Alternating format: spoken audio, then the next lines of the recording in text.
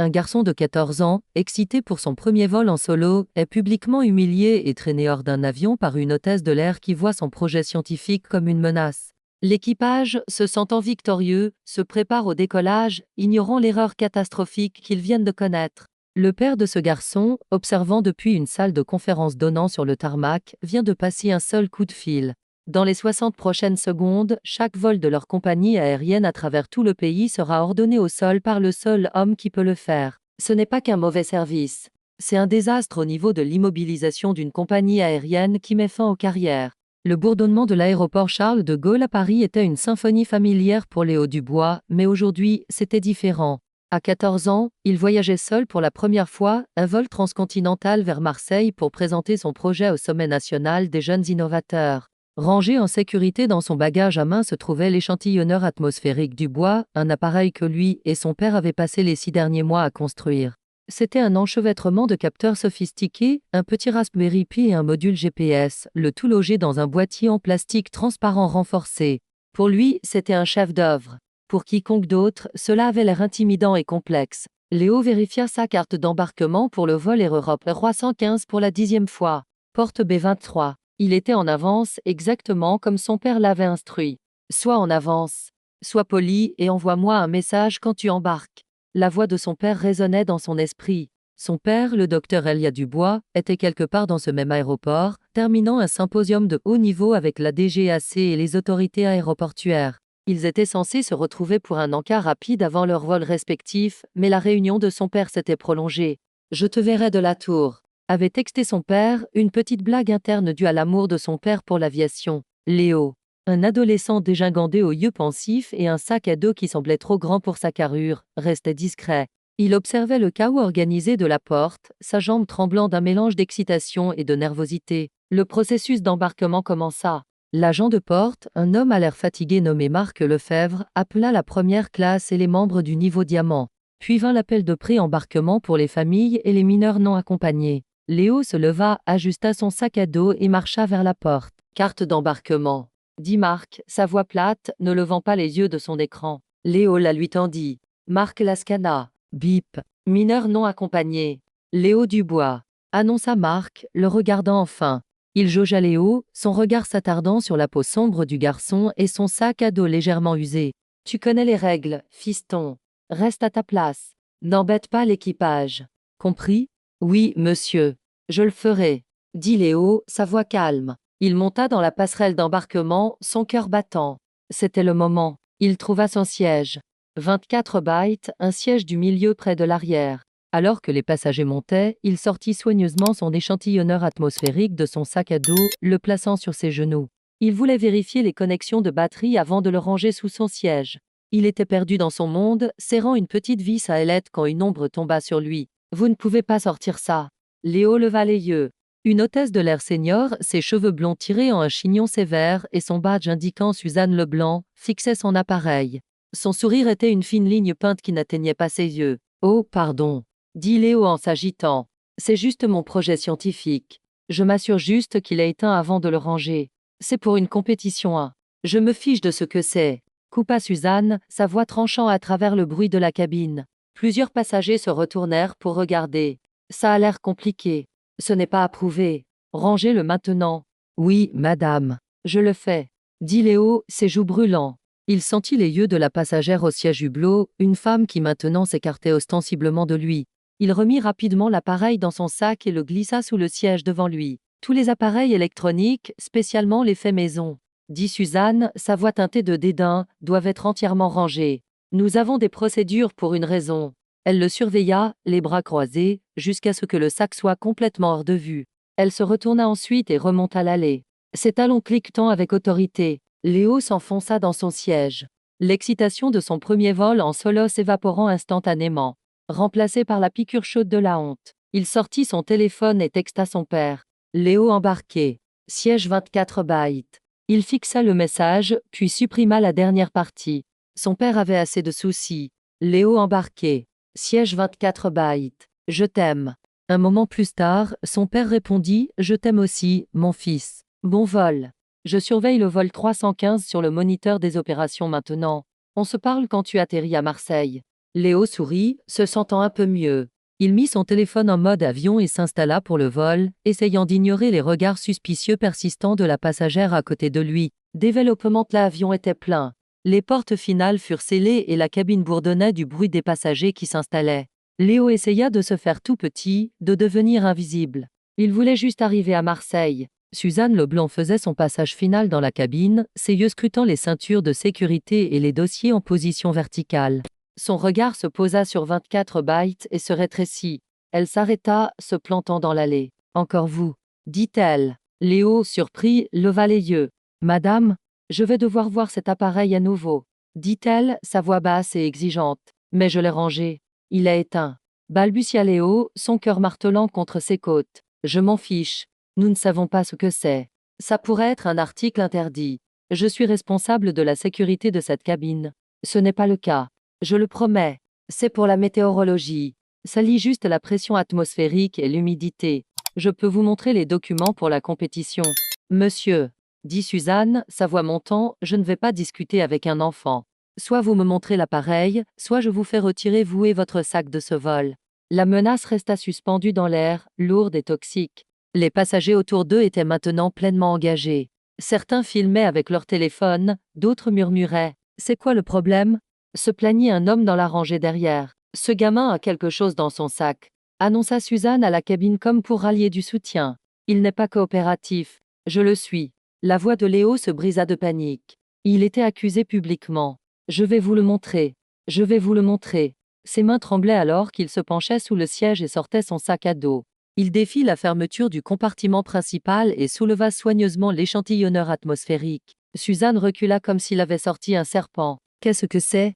Tous ses fils. « C'est un minuteur. »« Non, c'est un Raspberry Pi. C'est un ordinateur. » Essaya d'expliquer Léo, ses mots se bousculant. « Et ça, c'est un module GPS. C'est pour suivre sa position quand il est, vous savez, dans l'air. Pour mon projet, c'est inoffensif. Mon père m'a aidé à le construire. Il s'y connaît. » « Votre père ?» ricana Suzanne. « Et qui est-il ? Laissez-moi deviner. » « Un électricien ?» Le visage de Léo rougit d'un nouveau type de colère, traversant sa peur. « Il travaille dans l'aviation. »« Oh, j'en suis sûre, » dit Suzanne avec un sourire condescendant. « Tout le monde est un expert. J'appelle le commandant. » Elle se retourna et marcha vers le cockpit. Léo resta figé, son projet sur ses genoux, le centre de plus de 200 paires d'yeux. Il se sentait comme un criminel. Une femme dans le siège côté allait en face de lui, Sarah Moreau, se pencha. C'était une journaliste, bien qu'elle soit en congé, et ses instincts s'activaient. « Ça va, petit ? Elle dépasse vraiment les bornes. »« Je ne sais pas quoi faire, » murmura Léo, des larmes montant dans ses yeux. « Ne dis plus un mot sans tes parents, » conseilla Sarah, son propre téléphone enregistrant discrètement l'interaction depuis ses genoux. Quelques minutes plus tard, Suzanne revint. Elle n'était pas seule. Derrière elle se trouvaient Marc Lefebvre, l'agent de porte, et 2 agents de sécurité de l'aéroport. « C'est lui, » dit Suzanne, pointant Léo comme s'il était un criminel recherché. Siège 24 bytes. Il a un appareil interdit et n'était pas coopératif avec les instructions de l'équipage. C'est un risque de sécurité potentiel. Les 2 agents, l'un un homme costaud nommé l'agent Rivet, et l'autre un plus jeune, plus hésitant, l'agent Chen, s'approchèrent. « Fiston, » dit l'agent Rivet, sa voix un grondement grave, « on a besoin que tu prennes tes affaires et que tu viennes avec nous maintenant. »« Mais je n'ai rien fait, » pleura Léo, les larmes coulant maintenant sur son visage. « C'est juste un projet scientifique. S'il vous plaît, appelez juste mon père. Il s'appelle Elia Dubois. On réglera ça dans le terminal, » dit l'agent Chen, son ton un peu plus doux. « Viens juste. Tu retardes le vol. »« Non, s'il vous plaît, » supplia Léo. « Prenez son sac, » ordonna Suzanne aux agents. Son visage un masque de froide satisfaction. L'agent Rivet se pencha par-dessus la passagère dans le siège allé et saisit le sac à dos de Léo. Il prit ensuite Léo par le bras. « Allons-y, gamin. Ne rends pas ça plus difficile que ça doit l'être. » Léo fut sorti de son siège. Son projet, encore dans son autre main, fut heurté contre la coudoir. Un petit fil de capteur se détacha. « Mon projet, vous l'avez cassé, » sanglota Léo. « Bouge, » ordonna Rivet. Suzanne Leblanc se tenait à l'avant de la galée, les bras croisés alors que Léo était escorté devant elle. La marche de la hante était atroce. Chaque passager fixait. Certains avaient l'air en colère, certains craintifs, certains avec pitié. Léo vit la femme au siège hublot, celle qui s'était écartée de lui, secouer la tête et murmurer « bon débarras ». Alors qu'il était poussé sur la passerelle d'embarquement, Léo entendit la voix de Suzanne sur le système de sonorisation de la cabine. « Mesdames et messieurs, nous nous excusons pour le léger retard. Nous avons dû retirer un passager non coopératif. Nous apprécions votre patience et allons décoller sous peu. » La cabine, imagina Léo, éclata en applaudissements soulagés. La porte de l'avion se scella derrière lui avec un bruit sourd et final. La passerelle d'embarquement était froide. La marche de retour vers la porte fut un flou d'humiliation. Marc Lefebvre, l'agent de porte, menait la procession, l'air contrarié. L'agent Rivet gardait une main ferme sur l'épaule de Léo. « Par ici », dit Marc, désignant un petit bureau sans fenêtre derrière le comptoir de la porte B23. Il était peint d'un gris institutionnel déprimant, et sentait le café rassis et le nettoyant. Industriel. Léo fut poussé dans une chaise en plastique dur. Son sac à dos fut jeté par terre et son projet cassé fut placé sur le bureau entre lui et les agents. « Comment tu t'appelles, fiston ?» demanda l'agent Chen, sortant un carnet. « Léo. Léo Dubois. »« Et c'est quoi cette chose ?» demanda l'agent Rivet, piquant l'échantillonneur atmosphérique avec un stylo. « Tu as dit qu'il avait un GPS. Tu pistais l'avion. »« Non, ce n'est pas ça. Il n'est même pas allumé. C'est pour un ballon météo. » Je lui ai dit. La voix de Léo était rauque d'avoir pleuré. « Je suis censé être sur ce vol. Je vais à une compétition. S'il vous plaît, vous devez me laisser remonter. » Marc Lefebvre rit. Un son aboyant et dur. « Ce vol est en train de reculer en ce moment même, gamin. Tu ne vas nulle part. Pas avec ça. » Il fit un geste vers le projet. « Maintenant, » dit l'agent Rivet en se penchant, son visage à quelques centimètres de celui de Léo, « on va te redemander. Avec qui tu travailles? Pourquoi as-tu construit ça? Quelqu'un t'a demandé de l'apporter dans l'avion? » L'implication était horrifiante. L'esprit de Léo vacilla. « Travailler avec. J'ai 14 ans. Je suis étudiant. Je l'ai construit avec mon père. » Ah oui, le père dans l'aviation. Rican arrivait. « Comment il s'appelle? On doit appeler tes parents. »« Elia Dubois, » dit Léo, essuyant son nez sur sa manche. « Docteur Elia Dubois. Il est ici à Charles de Gaulle. Il était en réunion. » Marc Lefebvre leva les yeux au ciel. « Un docteur, hein? Gamin, tu peux arrêter les histoires. Je ne mens pas. » insista Léo. « Il a un travail très important. S'il vous plaît, laissez-moi juste l'appeler. »« D'accord, » dit l'agent Rivet, poussant un téléphone fixe vers lui. « Tu as un appel. Fais vite. On doit décider quoi faire de toi. » Les mains de Léo tremblaient si fort qu'il pouvait à peine composer le numéro. Il prit une grande respiration, visualisant les chiffres dans son esprit. Ça sonna une fois, 2 fois. « Allô, papa ?» La voix de Léo se brisa, une nouvelle vague de larmes l'étouffant. « Léo, qu'est-ce qui ne va pas? Ton vol ?» Le moniteur dit qu'il recule. « Tu vas bien? Tu as oublié quelque chose ?» La voix d'Elia était chaleureuse et inquiète. « Papa, ils m'ont expulsé. » Léo sanglota. « L'hôtesse de l'air, elle s'appelle Suzanne. Elle a dit que mon projet était une menace. Elle a appelé la sécurité. Papa, ils me traitent de terroriste. Ils ont cassé mon échantillonneur. Je suis dans un bureau de sécurité à la porte B23. » Il y eut un silence de mort à l'autre bout du fil. Pendant une fraction de seconde, Léo fut terrifié que son père soit en colère contre lui. Quand Elia Dubois parla à nouveau, sa voix était méconnaissable. La chaleur avait disparu, remplacée par un calme froid, précis et absolument terrifiant. C'était une voix qui ne portait pas juste l'autorité. C'était l'autorité. « Léo, écoute-moi très attentivement, » dit le docteur Dubois. « Je suis au centre des opérations de l'aéroport. Je regarde la porte B23 sur une caméra à haute définition en ce moment. Je peux voir la porte du bureau. Tu es dans cette pièce? » Oui, papa. Les agents et l'agent de porte sont là avec toi? Oui. 2 agents et l'agent de porte. Marc. Bien. Le docteur Dubois dit, sa voix plate comme une feuille de glace. Je veux que tu mettes ton téléphone sur haut-parleur. Tout de suite. D'accord. Léo dit, tâtonnant pour trouver le bouton. Il appuya dessus. La petite pièce se remplit du son du minuscule haut-parleur du téléphone. Je m'appelle le docteur Elia Dubois. La voix tonna du téléphone, faisant sursauter les 3 hommes qui levèrent les yeux, surpris. Je suis le père de Léo. Je suis également le directeur adjoint de la Direction générale de l'aviation civile. J'invoque une directive de sécurité de niveau 1. Personne ne doit toucher mon fils. Personne ne doit lui poser une autre question. J'arrive. Je serai là dans 3 minutes. Et agent Rivet. L'agent Rivet, qui était devenu pâle, déglutit. Oui, monsieur. Vous et monsieur Lefebvre voudrait peut-être appeler vos superviseurs respectifs. Vous allez également dire au pilote du vol Air Europe 315 de couper ses moteurs et de retourner à la porte immédiatement. Marc Lefebvre ricana, un éclair de son ancienne arrogance revenant. Monsieur, je ne sais pas qui vous êtes vraiment, mais je ne peux pas juste. Je n'ai pas l'autorité pour arrêter un vol qui est déjà en train de taxer. La voix du haut-parleur était glaciale. Vous ne l'avez pas, mais je l'ai. Dites à votre tour de contrôle de vérifier leur moniteur. L'indicatif d'appel à AU315 vient de recevoir un ordre d'immobilisation au sol obligatoire. Par moi. Ce vol ne va nulle part. Je vous vois dans 2 minutes. La ligne se coupa. Les 3 hommes fixèrent le téléphone. L'agent Chen avait l'air terrifié. L'agent Rivet avait l'air confus. Marc Lefebvre, cependant, avait l'air furieux. C'est quoi ce genre de coup?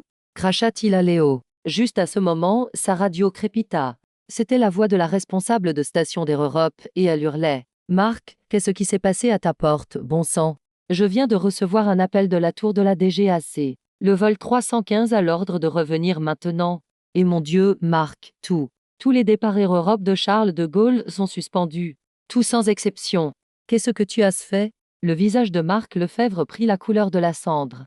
Il regarda le téléphone, puis Léo. Puis la porte comme s'il pouvait d'une manière ou d'une autre échapper à ce qui arrivait. Léo resta juste assis là, tenant le fil cassé de son projet, et attendit son père. La réunion que le docteur Elia Dubois présidait se tenait dans le centre des opérations aéroportuaires TOA.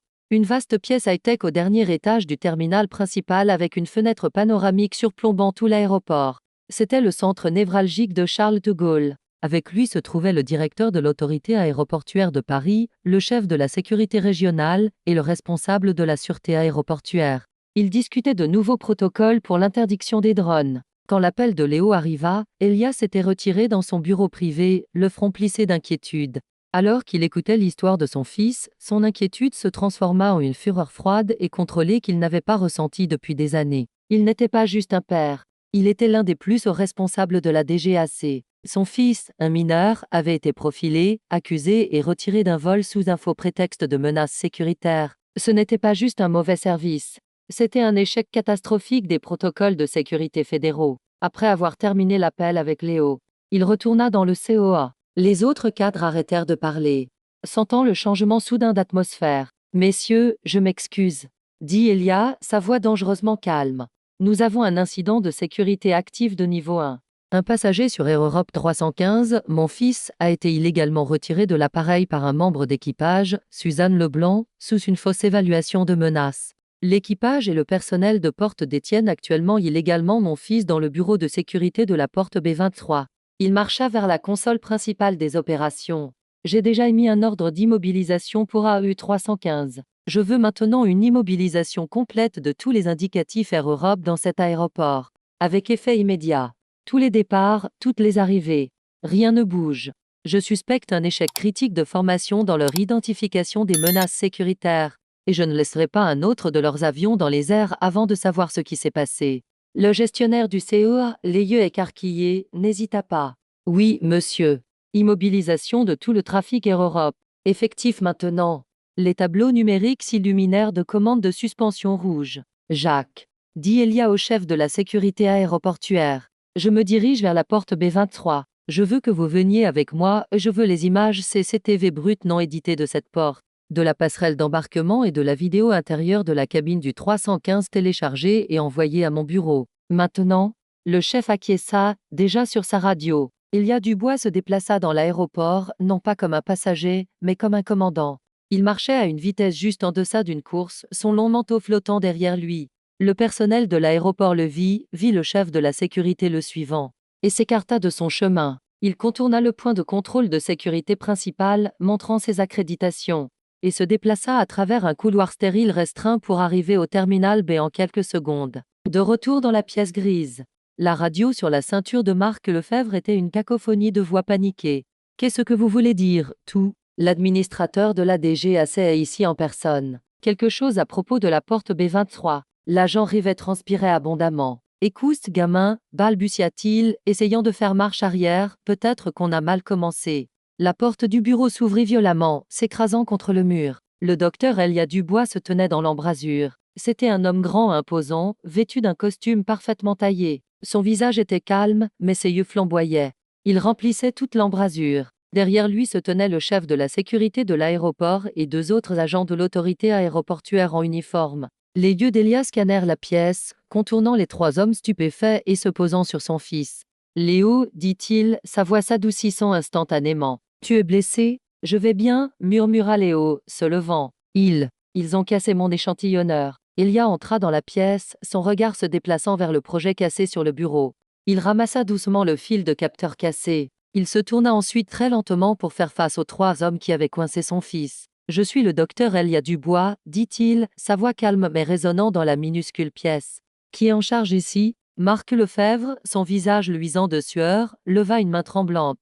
Je suis l'agent de porte, monsieur. Marc Lefebvre. Je soutenais juste mon équipage de vol. Et vous? Dit Elia arrivait. Agent Rivet, monsieur, sécurité de l'aéroport. Nous répondions à un rapport d'équipage d'un appareil suspect et d'un passager non coopératif. Un appareil suspect. Elia répéta. Il leva l'échantillonneur. Ceci est un Raspberry Pi 4 bytes, un capteur environnemental BM680 et un module GPS Ublox standard. Voltage total, 5 volts. C'est, à toute fin utile, un petit ordinateur moins puissant que le téléphone dans votre poche. Vous, monsieur, il pointe à Marc, êtes formé pour identifier les EI. Vous, il pointe à Rivet, êtes certifié en évaluation des menaces.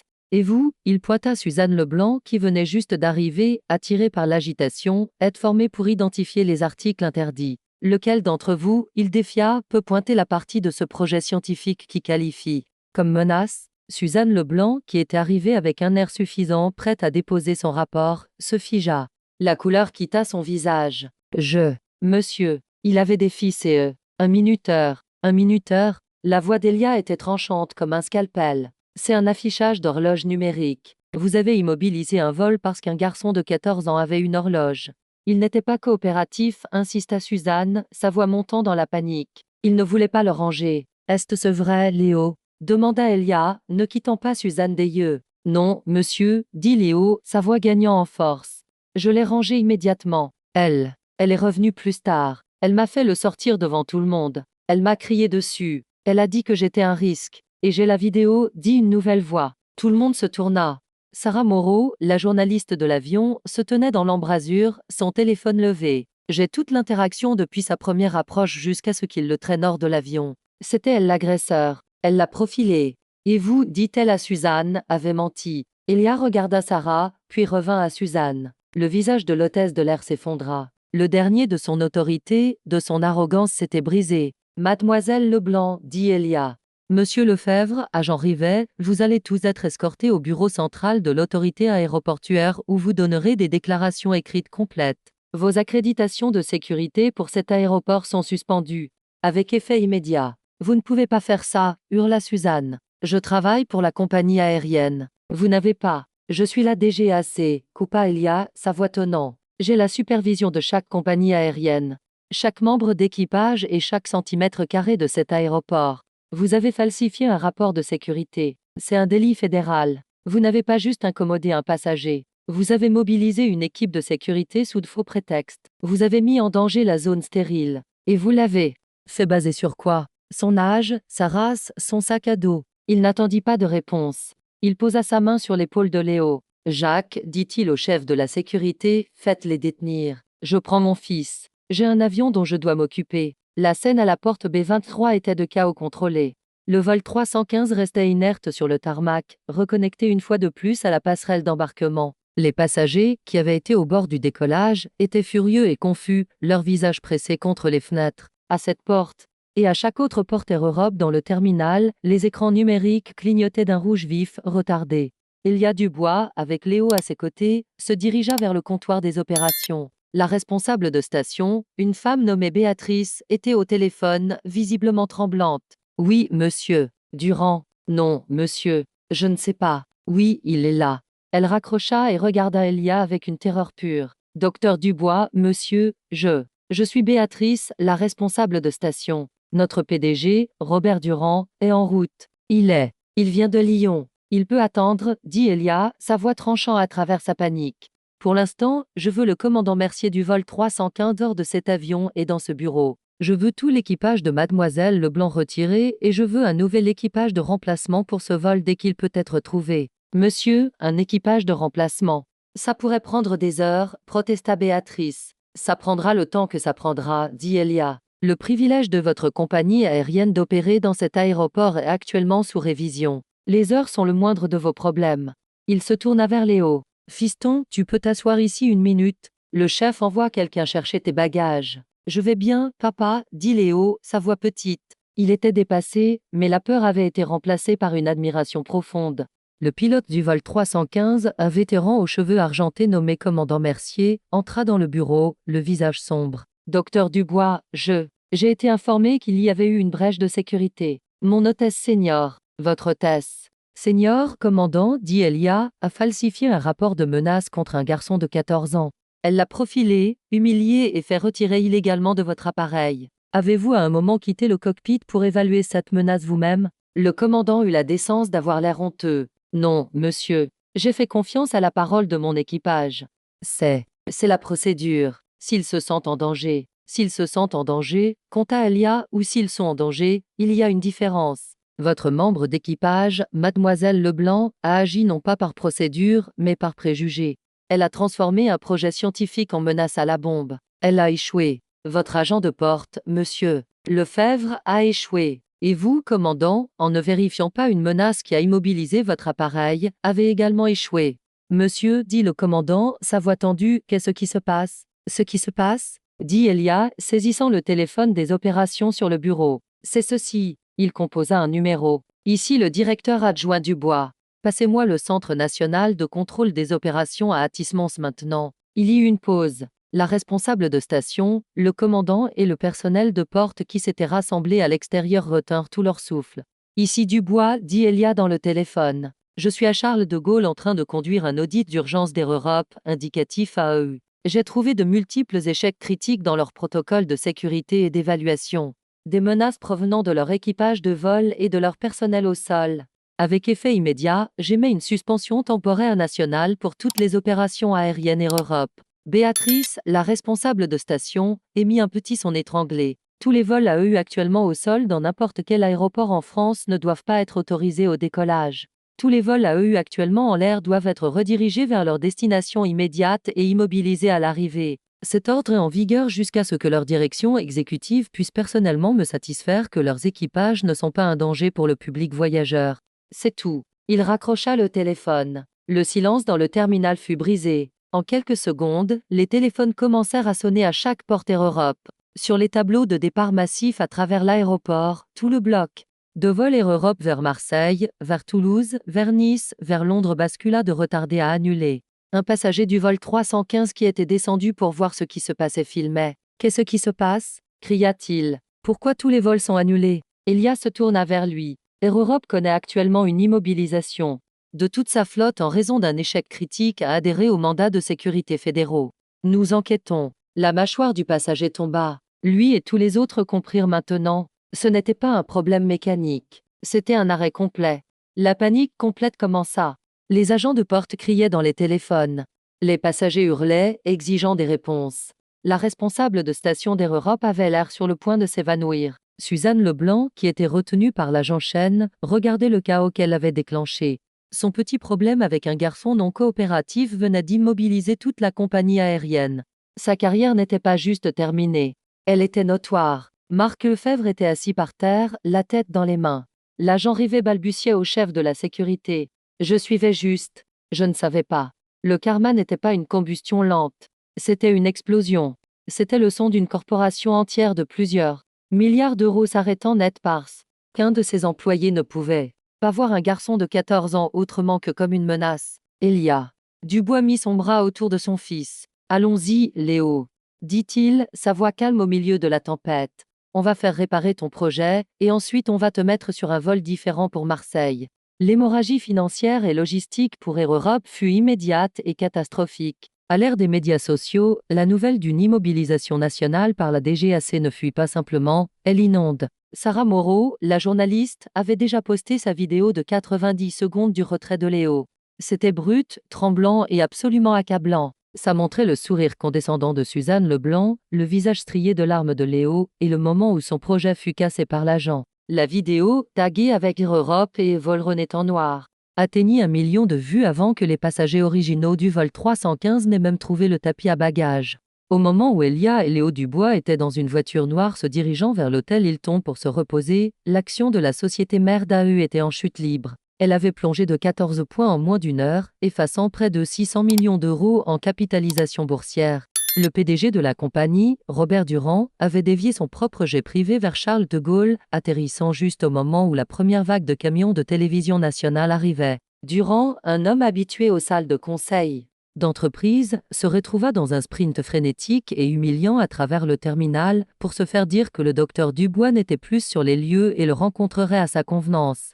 L'immobilisation dura 8 heures. 8 heures. C'était une mesure sans précédent pour un échec non mécanique. 8 heures de chaque avion Air Europe assis inactif sur le tarmac de Strasbourg à Bordeaux. 8 heures d'équipage dépassant leurs heures de service. 8 heures de réservation de dizaines de milliers de passagers furieux sur des compagnies rivales aux frais d'Air Europe. Le coût fut astronomique, estimé à plus de 40 millions d'euros en pertes directes, sans parler des dommages incalculables à leur marque. Le châtiment pour les individus impliqués fut rapide et brutal. Suzanne Leblanc et Marc Lefebvre furent licenciés avant la fin de la journée. L'enquête interne fut une formalité. Les preuves vidéo combinées aux témoignages sous serment de Sarah Moreau et d'autres passagers étaient irréfutables.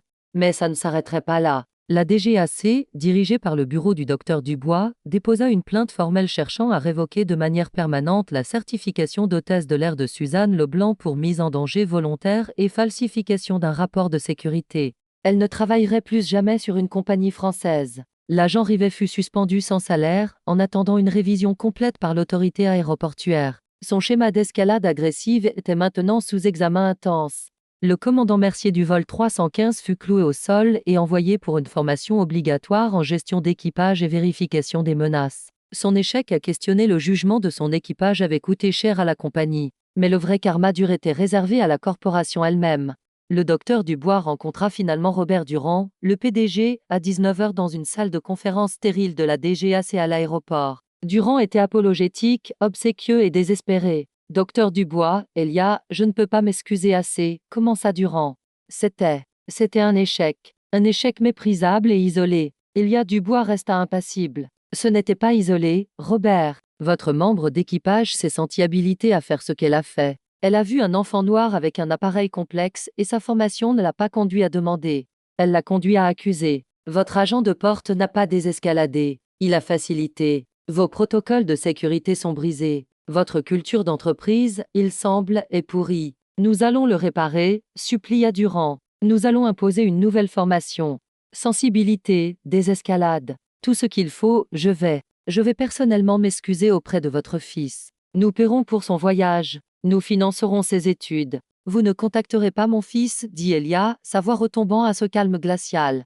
Ce n'est plus à propos de mon fils. C'est à propos du prochain enfant, du prochain passager qui n'aura pas l'air correct à vos yeux. Vous ne récupérez pas votre compagnie avec des excuses. Vous la récupérez avec un décret de consentement. L'immobilisation fut levée à 22 h, mais seulement après que Robert Durand ait signé un accord contraignant avec la DGAC. Air Europe fut forcé de se soumettre à une supervision fédérale de 2 ans. Ils furent mandatés pour mettre en œuvre une refonte complète de la formation de tous leurs 15 000 employés des hôtesses de l'air aux manutentionnaires de bagages sur les préjugés raciaux, la sensibilité culturelle et l'identification appropriée des menaces. Le programme de formation lui-même devrait être conçu et approuvé par le département du docteur Dubois. De plus, la compagnie fut frappée de l'amende fédérale maximale autorisée pour les multiples violations, une somme qui, bien que secondaire, au coût d'immobilisation, fut une profonde humiliation corporative.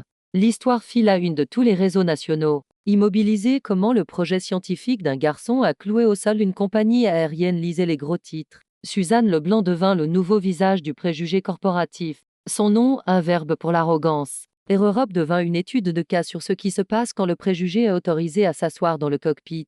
2 jours plus tard, Léo Dubois se tenait à une autre porte. Cette fois, c'était la porte C40 pour un vol Air France. Son échantillonneur atmosphérique était avec lui, son fil caissé soigneusement ressoudé par son père dans leur chambre d'hôtel. L'appareil était maintenant couvert d'autocollants. Fragile, et Léo avait un classeur plastifié contenant un schéma complet, une liste de pièces et la lettre d'invitation du sommet des innovateurs. Lui et son père volaient ensemble vers Marseille. Alors qu'ils attendaient d'embarquer, un homme en uniforme de pilote d'Air France les approcha. « Excusez-moi, dit le pilote, souriant. C'est l'échantillonneur atmosphérique Dubois. » Léo cligna des yeux, surpris. Oui, monsieur, c'est ça. Le pilote, un homme au visage bienveillant nommé commandant Rousseau, rit doucement. Je le pensais. Je l'ai vu aux informations. Ma fille est aussi une passionnée de STM. Elle construit un sous-marin télécommandé. Ce que vous avez fait, ce que vous construisez, c'est incroyable, fiston. Et ce que votre père a fait? Eh bien, disons juste que beaucoup d'entre nous dans le métier attendions un tel bouleversement depuis longtemps. Il se pencha. Je voulais juste dire que nous sommes honorés de vous avoir sur notre vol aujourd'hui. Et si ça vous va, mon copilote est un vrai passionné de météo. Voudriez-vous voir le cockpit avant le décollage? Il adorerait entendre parler de votre projet. Léo regarda son père. Elia souriait, ses yeux remplis d'une fierté qui éclipsait toute la colère des 2 derniers jours. Vas-y, fiston, dit Elia. Tu l'as mérité. Léo, souriant d'une oreille à l'autre, suivit le commandant Rousseau dans l'avion. Alors qu'ils s'installaient dans leur siège en première classe, une surclassement discret de la compagnie, Léo regarda par la fenêtre. Il vit un avion Air Europe encore garé à un poste isolé, ayant l'air abandonné. C'était un rappel saisissant du chaos, un fantôme métallique payant pour les péchés de son équipage. Quand l'hôtesse de l'air, une femme chaleureuse nommée Marie, passa, elle s'arrêta à la rangée de Léo. Monsieur Dubois, dit-elle à Léo, le commandant nous a dit que vous étiez le jeune scientifique. Nous sommes si excités de vous avoir. Puis-je vous apporter quelque chose avant le décollage? Un jus d'orange, un encas après-vol, et s'il vous plaît, faites-moi savoir si vous avez besoin de quoi que ce soit pour votre projet. Nous en prendrons bien soin. Je vais bien, merci, dit Léo, sa voix claire et confiante. Eh bien, faites-nous juste savoir, dit-elle, son sourire sincère et chaleureux. C'est un plaisir de vous avoir avec nous. Alors que l'avion accélérait sur la piste, s'élevant gracieusement dans le ciel parisien, Léo sentit le dernier du bureau de sécurité gris et froid s'éloigner. Il n'était pas une menace. Il n'était pas un problème. Il était un passager. Il était un scientifique. Il était le fils de son père. Elia Dubois posa une main sur le bras de son fils, et ensemble ils regardèrent les nuages, montant au-dessus du monde qui, pendant un petit moment, avait essayé de les garder au sol. Les portes automatiques de l'aéroport de Marseille-Provence s'ouvrirent, et l'air qui frappa Léo et Elia n'était pas le froid recyclé d'un aéroport, mais le baume chaud parfumé de lavande de la Provence. Ça ressemblait à une planète différente. Le vol sur Air France avait été agressivement, merveilleusement normal. La gentillesse de l'équipage avait été un puissant antidote. Mais Léo ressentait encore une tension résiduelle dans ses épaules, un écho persistant de la pièce grise à Charles de Gaulle. Son père, comme s'il le sentait, posa une main sur son épaule alors qu'ils attendaient leur voiture de location. Tu sais, fiston, dit Elia, sa voix calme, ce qui s'est passé là-bas. Ça restera probablement avec toi pendant un certain temps. Une cicatrice n'est pas la même chose qu'une blessure, mais c'est un rappel. Ne laisse pas ça être un rappel de la peur. Laisse ça être un rappel de ce dont tu es fait. Tu avais peur, mais tu as été courageux. Tu as été respectueux, même quand il ne l'était pas. Je n'ai jamais été aussi fier. Léo acquiesça, les mots s'imprégnant. Ils ont presque cassé mon projet, papa. Presque. Accepta Elia, son emprise se resserrant. Mais ils ne t'ont pas cassé toi, et le projet, on l'a réparé. Il est plus fort maintenant. Il tapota le boîtier réparé. Cette soudure-là, c'est du caractère. Le premier jour du sommet national des jeunes innovateurs, tenu sur le vaste campus de l'école polytechnique à Palaiseau, fut un flou d'énergie nerveuse. Le hall principal était rempli des esprits adolescents les plus brillants du pays. Il y avait de la robotique, des modèles de réacteurs à fusion, des systèmes de purification de l'eau pilotés par IA et des démonstrations de découpage de gènes. Pour la première fois, Léo se sentit petit, non pas à cause du préjugé d'un adulte, mais à cause de la brillance pure qui l'entourait. Il installa son stand. L'échantillonneur atmosphérique du bois était posé sur une table recouverte de tissu noir sous un projecteur. Son poster détaillant les schémas et ses objectifs de recherche était épinglé derrière. Alors qu'il branchait son ordinateur portable, un groupe d'autres concurrents passa. Et, murmura l'une d'elles, une fille avec des lunettes vertes vives, c'est lui, le gamin qui a immobilisé Air Europe. Trop cool, répondit son ami. L'estomac de Léo se serra. Il n'était pas un scientifique. Il était une histoire aux informations. Il essaya de les ignorer, se concentrant sur l'alignement parfait de son projet. C'est trop cool, dit la fille, marchant droit vers sa table. Je m'appelle Anna. C'est ton échantillonneur, celui de la vidéo.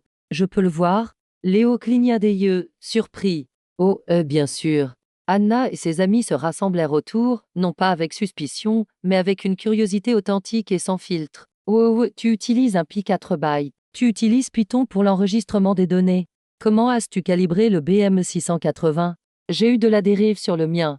C'est un module Ublox? Super. Ton acquisition GPS doit être super rapide. Pendant l'heure suivante, Léo n'était pas le gamin de l'avion. Il était le gars du PI. Il était l'ingénieur atmosphérique. Il était l'un d'eux. La tension qui avait vécu dans ses épaules depuis Charles de Gaulle fondit enfin complètement. Il était chez lui. Sa présentation était prévue pour le deuxième jour devant un panel de 3 juges. Dr Ariane Torel du Centre national d'études spatiales. Professeur Lena Kimura du département des sciences atmosphériques de l'École polytechnique. Et monsieur David Chen, ingénieur principal chez Ariane Group. C'était le panel le plus intimidant de tout le sommet. Quand son nom fut appelé, Léo marcha vers le podium, son cœur martelant.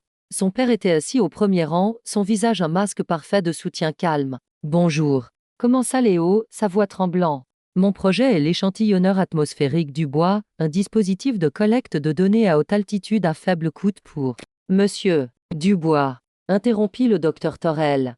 C'était un homme à l'air sévère avec un visage qui semblait sculpté dans le granit. Léo se figea. C'était ça, pareil que dans l'avion. J'ai lu à propos de vos difficultés de voyage, dit le docteur Torel, sa voix plate. La salle entière était silencieuse. Et en tant qu'ancien chef de l'avionique, je me sens obligé de dire que vous avez mes excuses. Ce que vous avez vécu était un échec du plus haut ordre. C'était un embarras pour l'aviation et pour la science. Il se pencha ensuite en avant, ses yeux brillants d'intensité. Cependant, votre projet n'est pas ici pour être jugé sur des gros titres. Il est ici pour être jugé sur ses mérites. Et mes collègues et moi. Il fit un geste vers les autres juges, sommes très intéressés par votre protocole d'enregistrement de données. Spécifiquement votre méthode pour isoler le PI contre les chutes de température rapides en altitude. Veuillez continuer. C'était comme si un interrupteur avait été actionné. La validation de cet homme, un géant dans le domaine, fut une montée d'adrénaline pure. La peur de Léo s'évapora, remplacée par la passion qu'il ressentait pour son travail. Pendant 20 minutes, il n'enseigna pas seulement.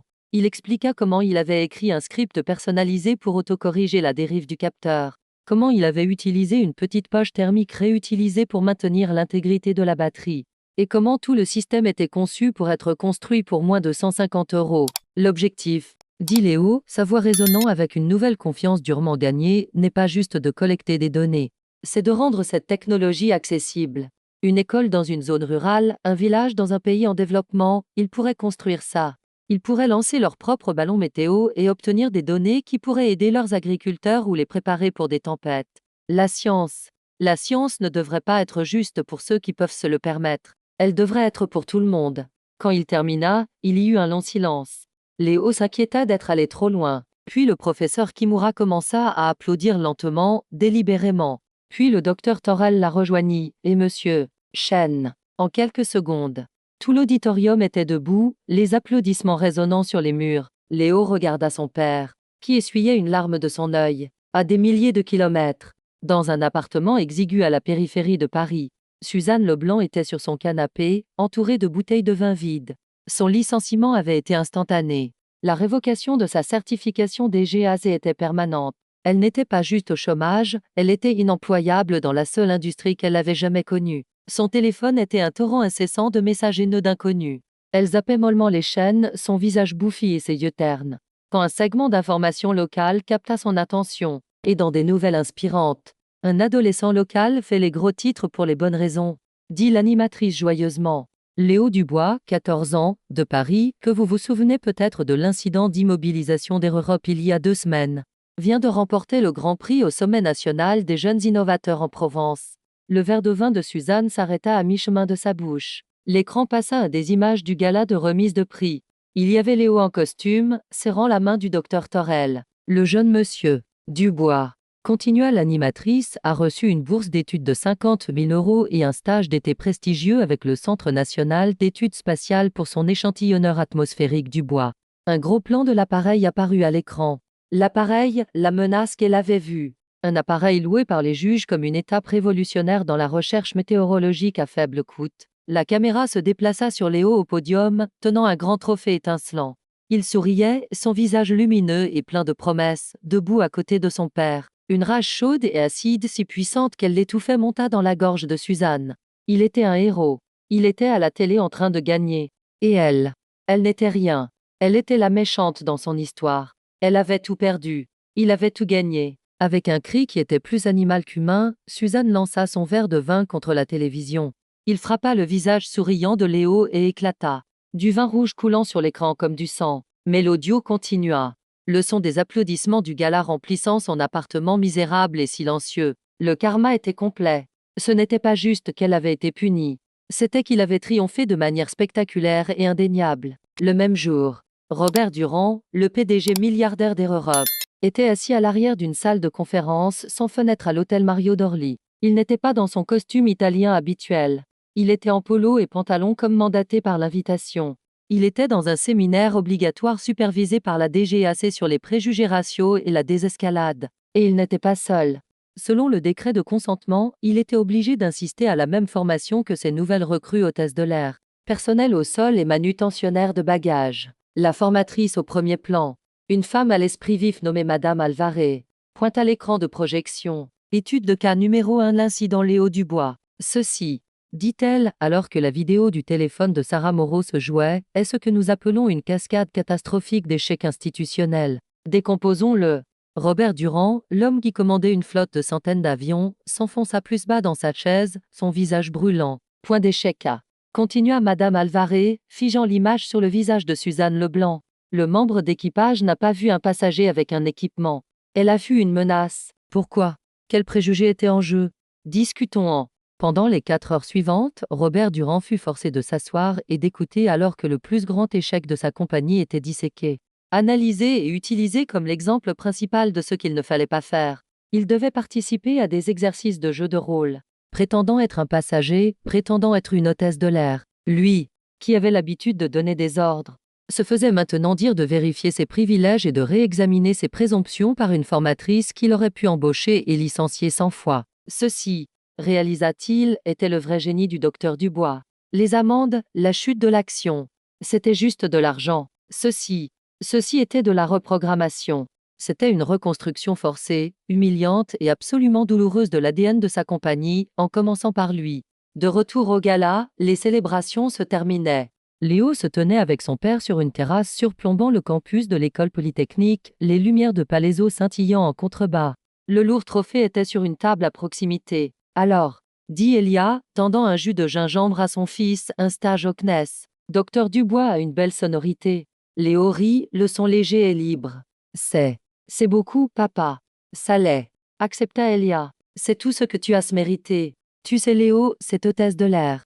Ce qu'elle a fait. Elle a essayé de te mettre dans une boîte. Elle a essayé de te dire qui tu étais. Une menace, un problème, un passager non coopératif. Il pointa le trophée. Tu viens juste de lui montrer, ainsi qu'au monde entier, exactement qui tu es. Tu es un scientifique, un innovateur. Tu es mon fils. Ils ne t'ont pas cloué au sol, Léo. Ils ont juste. Il sourit, dégagé ton chemin pour une altitude beaucoup plus élevée. Léo regarda le ciel nocturne. Il ne pensait pas à Suzanne Leblanc ou à la pièce grise ou au sentiment d'humiliation. Il pensait à la troposphère. Il pensait à son stage, aux données qu'il pourrait collecter, à l'avenir. L'incident à Charles de Gaulle n'était pas la fin de son histoire. C'était juste la turbulence avant l'ascension.